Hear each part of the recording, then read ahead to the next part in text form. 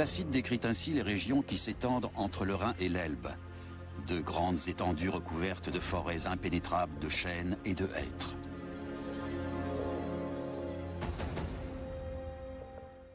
Avec ses forêts et ses marécages, ce pays inspire la terreur et l'effroi.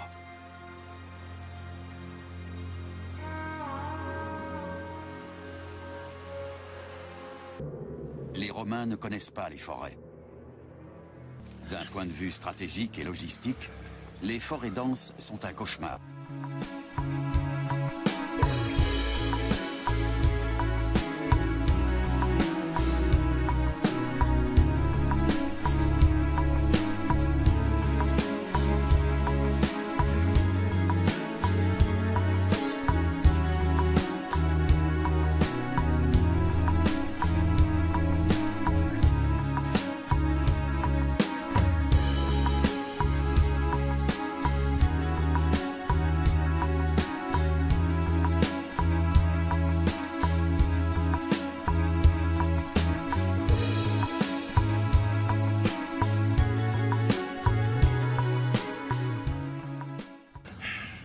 César écrit « Nul ne peut prétendre avoir atteint la limite de cette forêt, quand bien même il aurait marché 60 jours d'affilée.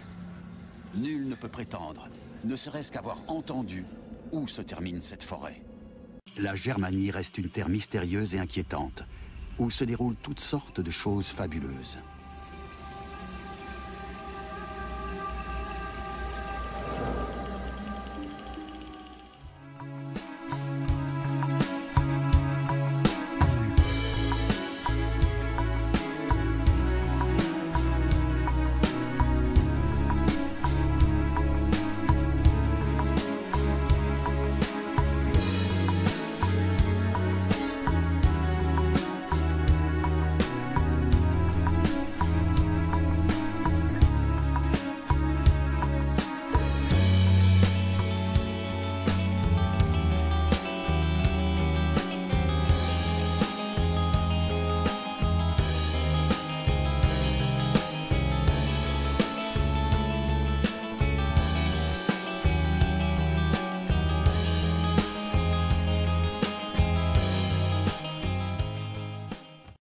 Les femmes sont souvent considérées comme des devineresses, voire des déesses. Il régnait parmi les habitants une tension palpable. Une femme était prise dans les douleurs de l'enfantement. Je proposais mon aide, que l'on repoussa.